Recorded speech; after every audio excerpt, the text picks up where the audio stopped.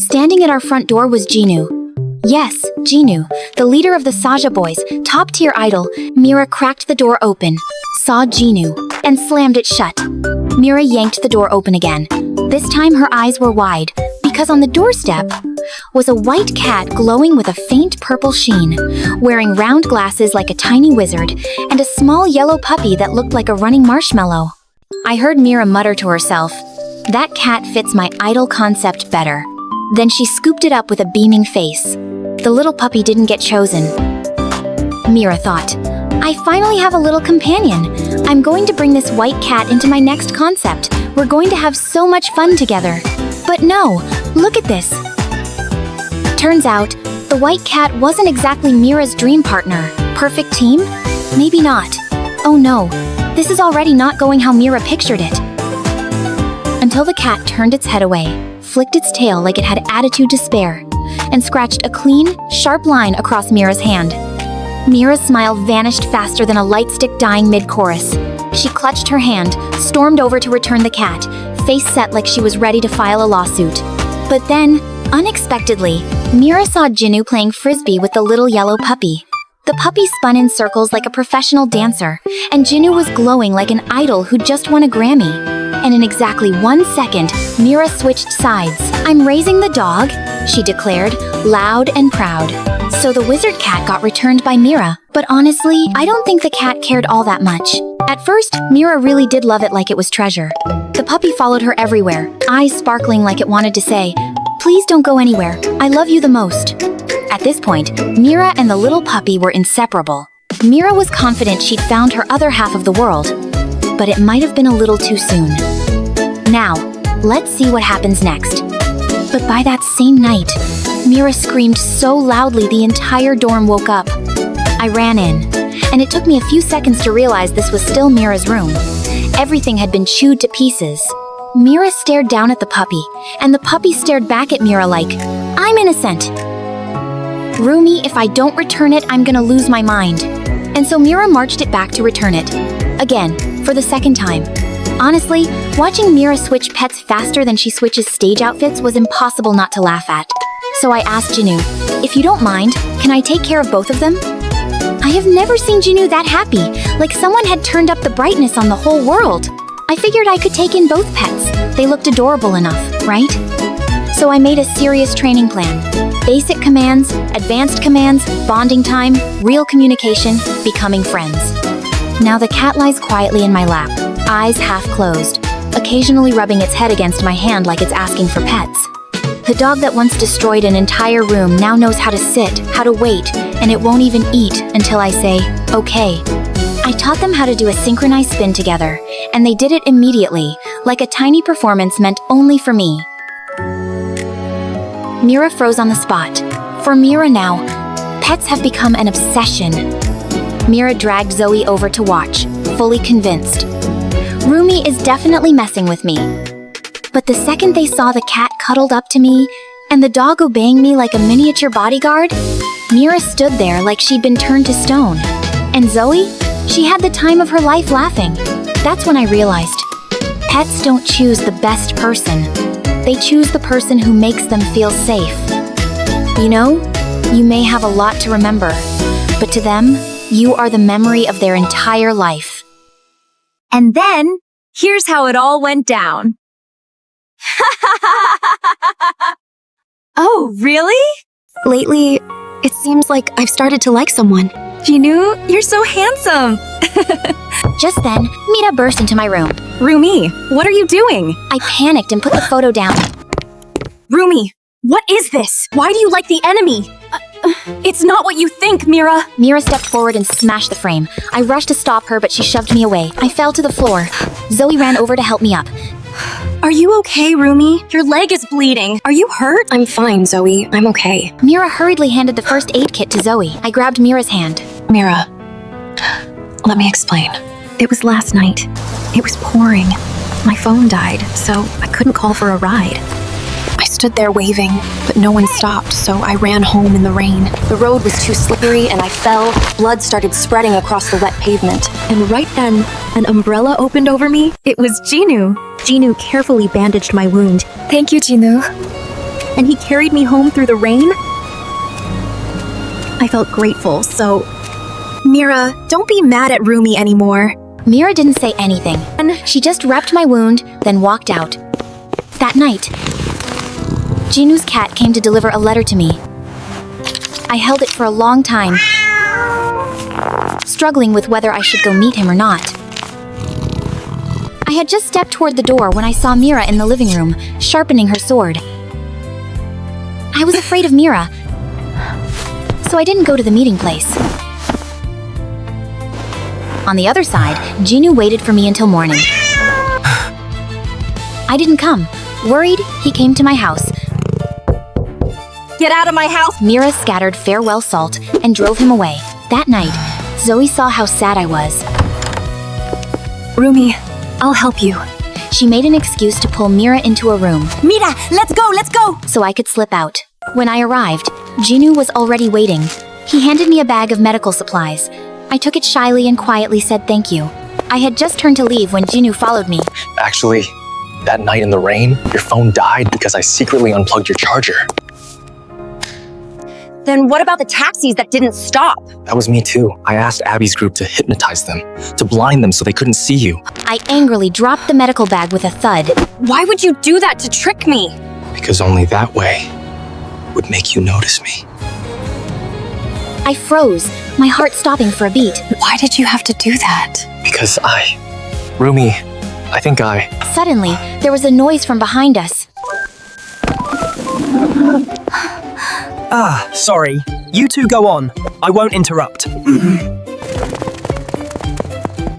I should go. I don't think Zoe can hold out against her anymore. On my way home, I thought to myself, The truth is, I knew everything. I knew you were following me. When the cars wouldn't stop, I was secretly happy. More than that, the rain that night, it only rained where I was. But honestly, I liked the feeling of leaning against Jinu's steady shoulder. It's just, if I really fall in love with him, I'm afraid Mira will lose her mind.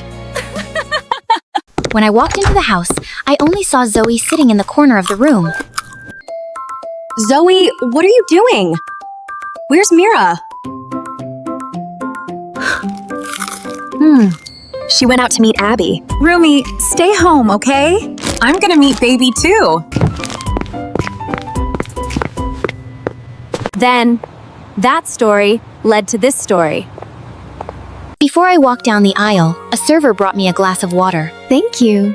After I drank it, I blacked out immediately. Outside, the wedding continued exactly as planned. Please welcome our bride, Rumi. The bride stepped out slowly, her face completely hidden beneath the veil. Jinu reached out to take her hand, then froze. The hand in his was dry, wrinkled, bony. These hands aren't Rumi's. Groom, please lift the bride's veil. Jinu stayed rigid in the middle of the aisle. Who are you?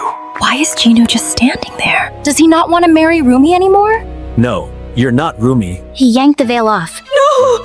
An old woman stood in front of him, her face carved with countless wrinkles. He stumbled back in alarm. She tore off the wedding dress and reverted to her true form as an old witch. Then she flicked her hand, and the entire wedding hall collapsed unconscious at once. In that split second of turmoil, Jinu was seized and dragged away. Jinu, from this moment on, you are mine. And I, the real bride, was locked inside a dark storage room. I burst outside. What just happened? In front of me, Mira, Zoe, the guests, the staff, everyone lay sprawled out, unconscious. Please, wake up, Zoe! Just then, Derpy came rushing in. In a panic, it bit the hem of my dress and yanked hard. Derpy, you know what happened, don't you? Hurry, take me to Jinu! Derpy let out a low growl, then turned and ran. We charged into the forest. The farther we ran, the thicker the dark clouds became. Derpy led me to the mouth of a pitch-black cave. I stepped inside. I moved carefully, following the candles lined along the cave entrance. Deeper in, I heard a faint breath, and my heart felt like it was being crushed. Jinu, is that you? He was tied to a dead, dried-out tree standing in the middle of the cave. Ropes cinched around his chest and wrists. His head hung forward, hair falling over his face. The witch sat with her back to us, murmuring incantations. I leaned close to Derpy and whispered, Derpy, I need you to work with me. I'll distract her. You save Jinu. Bite through the ropes, carry him back. Then let Mira and Zoe know. Can you do that? Derpy looked at me, then nodded. Agree. I picked up a stone and hurled it hard against the cave wall. Who dares to set foot here? Come here right now! Yeah, die! I stepped out of the shadows. It's me, Rumi. The real bride. You're finally here. What do you want?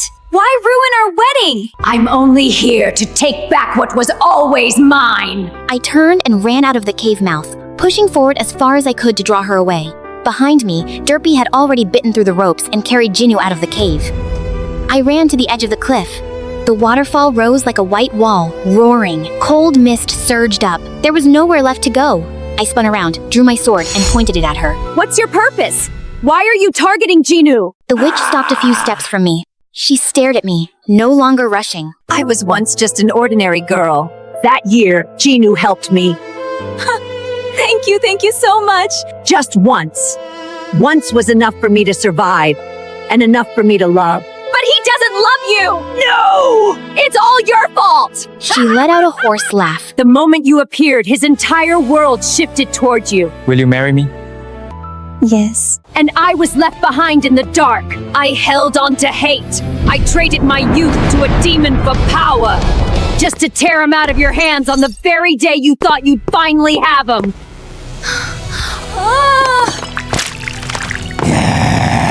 She stepped closer, her staff aimed straight at me. I retreated, my heels right at the cliff's edge. I raised my sword. Back off, right now! She lunged. I swung. A cold streak of light cut through the mist.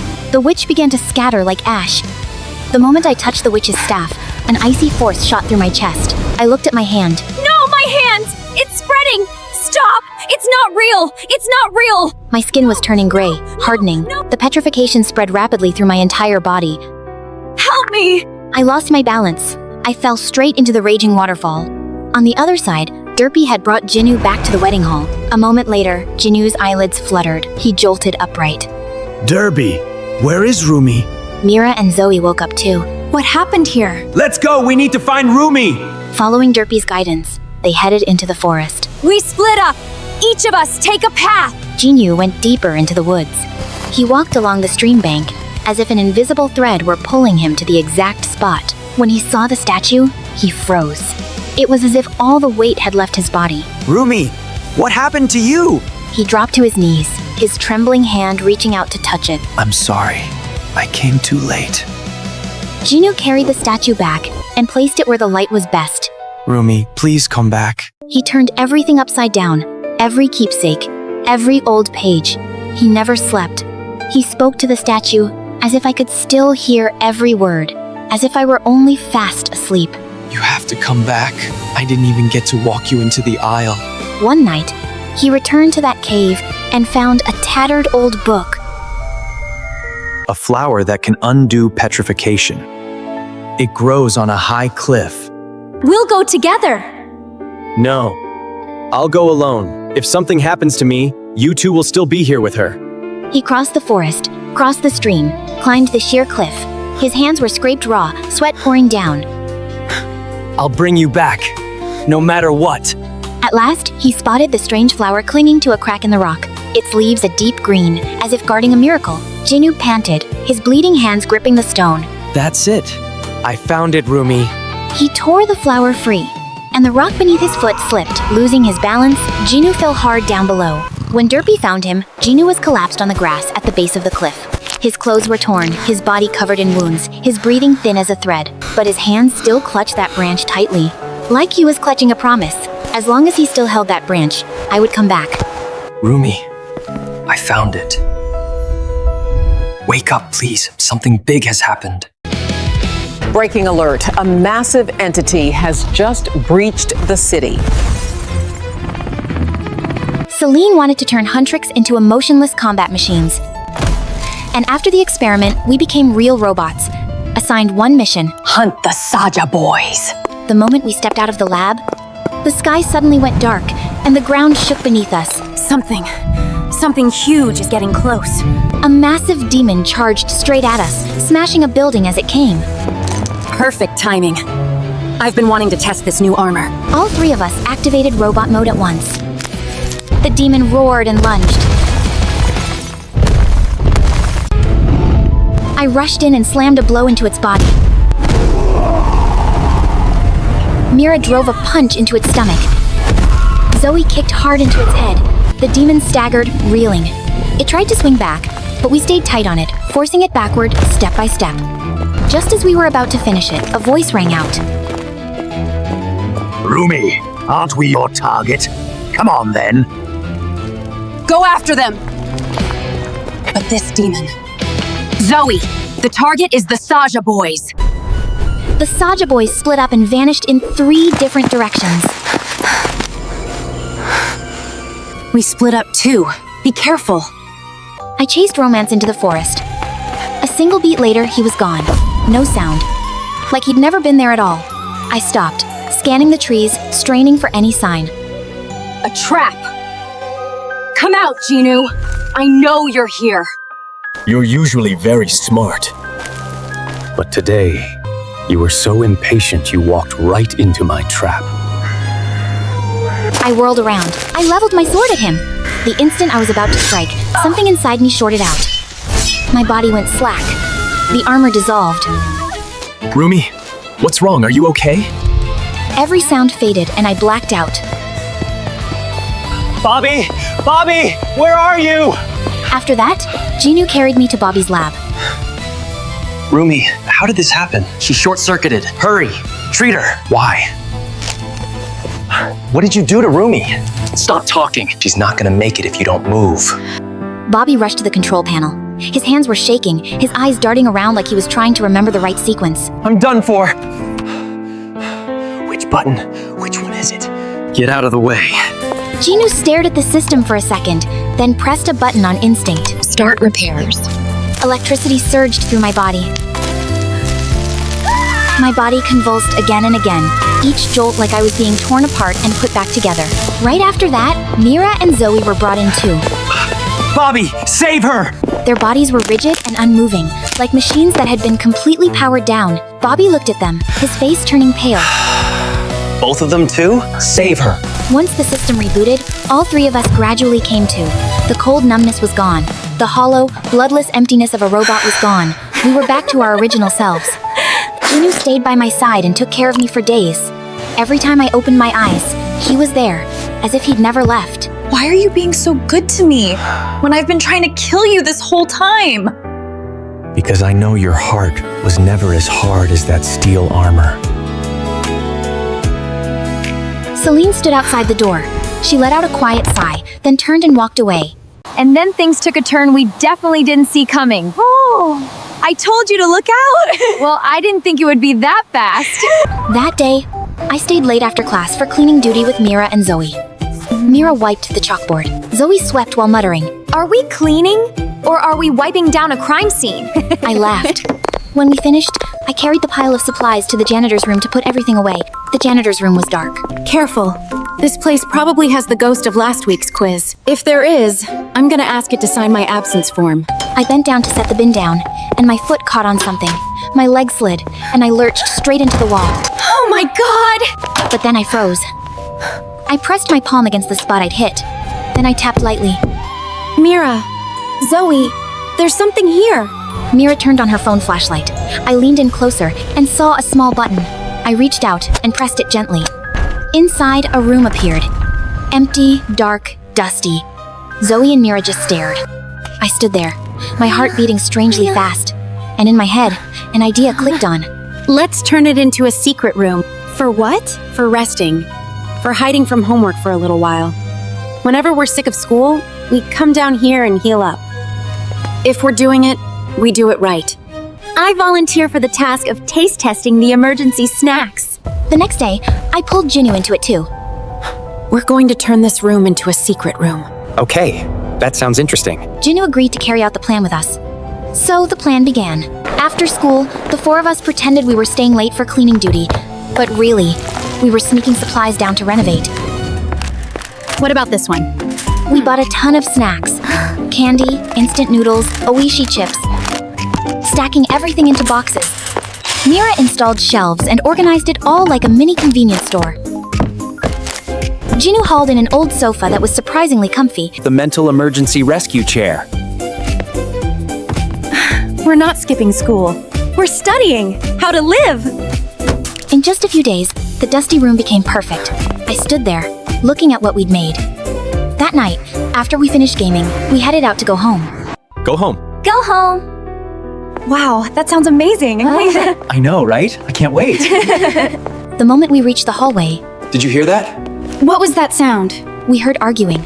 We ran toward it and saw a group bullying another student. Zoe yelled. Stop! What are you doing? Mira rushed in and pulled the student away. Leave. Now, before I call security. Hurry! The student was shaking all over. Are you hurt? The student nodded. It's not safe here. Come with us. We took the student to the secret room. Don't be scared. We're here with you. The next day, we decided to report everything to Mr. Bobby. He asked immediately. What safe place? There was a room under the janitor's closet, and we'd fixed it up. We let him down. He looked around and said, Wow. What is all this? Sir, it's a school mental recovery room. It helps students de-stress. We only use it after school. We clean up. We just needed a place to breathe for a little bit. Fine. I'm not punishing you. But from now on, we're changing the name. To what, sir? The Mental Recovery and Drama Avoidance Room. and just like that, our secret room beneath the school suddenly became a place full of laughter and stress relief, and also a place with a new function, reminding us we weren't alone. A bit of time passed, and yeah. On the way back from the campsite, my tire suddenly blew out at the top of the mountain pass. There was no signal on our phones, and with no other choice, the three of us started walking downhill. Let's keep going forward and find something to eat. We saw a McDonald's sign in the distance. Let's go! The glass doors were dusty, with fallen leaves piled outside. It looks like it hasn't been abandoned for long. I'm starving. Let's just go in and check. Inside was pitch dark, but the tables and chairs were still neatly arranged. There wasn't a single person in sight. Hello? Is anyone here? The ordering counter was empty. The smell of frying oil still lingered in the air. Too hungry to think twice, we rushed straight into the kitchen. Hey, look! On the counter was a plate of golden fried chicken, still steaming. Zoe, come look at this. The chicken is still hot. Was someone just here? Hello? Is anyone here? If not, then... As if we understood each other perfectly, we all started devouring the chicken. We'll pay after we finish eating. Just then, footsteps sounded from upstairs. Then another step, closer. The air froze. Is it a ghost? Why would you say that, Zoe? You're scaring me. Sorry. We were too hungry. We'll pay for the food, I promise. I forced myself to stay calm and turned on my flashlight, walking toward the staircase. The beam swept across the second-floor hallway and stopped on a dark figure in the corner. You ghost over there. Why haven't you moved on and why are you wandering around here? I reached out and touched its shoulder. It was warm, human. Excuse me, are you okay? A thin, exhausted woman slowly turned around. I'm sorry. I didn't have a choice. Who are you? Why were you sneaking around here? A few days ago, I was kicked out because I couldn't pay my landlord $2,000. Get out! Take your things and never come back! I had nowhere to sleep and no money for food. I was so hungry that I waited until night, snuck up to the second floor after the staff left, took whatever food was left, and slept in the storage room upstairs. Then why does the restaurant look completely abandoned? The noises I accidentally made and the food in storage slowly disappearing scared them. Rumors spread about ghosts. One employee quit, then another. Customers heard about it and stopped coming, so the place has been empty for 3 days now. Her story made my throat tighten. Rumi, we have to help her. What if we take her to a nursing home? That makes sense. First, we have to clear McDonald's name. The next morning, I went live and told the whole truth, urging people to come back and support the restaurant. Within just a few hours, the video gained massive support. McDonald's will be opening its doors to you soon! I contacted the local authorities to arrange for her to move into a nursing home. Before leaving, she wiped down the tables, straightened the chairs, gathered the trash, and cleaned everything carefully. Maybe this was her way of making up for what had caused the place to close. I stood there watching her thin figure walk away. It was the quiet gratitude of someone who had once been swallowed by darkness. But Rumi, is it still not over? Yeah, it wasn't over. And what came next was even crazier. But wait, there's more! Hello, I'm Rumi. I'm a member of the girl group Huntrix. Today, I'll tell you about a story I experienced. The story of how I almost ruined the friendship in our group, just because of a misunderstanding at the dorm. That day, Zoe went to bed early, while Mira disappeared the whole evening without sending a single message. I was still drying my hair in the living room, trying to relax after a long day of practice. Then, I heard a very soft sound from Mira's room. The door was slightly open. In the dark, Mira's voice sounded low, rushed, as if she was trying to hide something. Don't let Rumi know. Just those 4 words alone made the air freeze. I stood still, my heart pounding with every syllable. Why shouldn't I know? Mira had never spoken in that tone, never been cautious, because of me. In the days after, Mira became even stranger, avoiding my eyes, texting someone constantly, going out more often. Whenever I entered the practice room, she would hide her phone suspiciously fast. Those tiny little things, gathered together, turned into a huge question weighing heavily in my chest. Something was happening. And it involved me. On the 3rd night, I heard Mira talking again, this time clearer, even colder. If Rumi finds out, the plan is ruined. The feeling of being excluded from some secret circle made it hard to breathe. I didn't dare ask, didn't dare confront her. I was scared of hearing an answer I wouldn't be able to bear. The next morning, Mira said she was going out to buy something. That simple sentence made me jump up instinctively. I followed behind from a distance. Mira walked quickly, hiding her face, like someone afraid of being seen. She turned into an office building. I stood in the hallway outside, my heart pounding painfully. Through the glass, I saw Mira talking to the receptionist. I'm here to review the contract. Remember, don't let Rumi know. I felt like the ground slipped under my feet. A contract? Behind my back? Not letting me know? A flood of horrible thoughts rushed into my head like a tsunami. Was Mira signing a solo deal? Leaving the group? Being invited to another project? And I, Huntrix's center, was the one being left behind? I pushed open the hallway door, and Mira was right there. Her eyes met mine, frozen. I couldn't hide my trembling. Mira, what are you doing? Mira was silent for a moment, then sighed. A sigh long enough to pull my entire misunderstanding back into the right place. I'm not hiding things to betray you, Rumi. She pulled me into a small room. On the table was a stack of documents with the company logo. Mira placed it in front of me. It was the first solo MV plan for me. Complete with concept, shooting schedule, styling. Everything had been prepared for an entire month. I was stunned. Mira spoke softly, her voice gentler. Zoe and I wanted to surprise you. You've been working so hard lately, so the company decided to give you a solo MV. I was just arranging everything. I didn't hide it to betray you. I hid it to make it a surprise. I sat down, exhaling a long breath as if releasing an entire week of heaviness. I thought, you were about to leave the group. Mira burst out laughing. A light laugh, one that touched my heart. Where could I even go? Huntrix is my home. It's you and Zoe.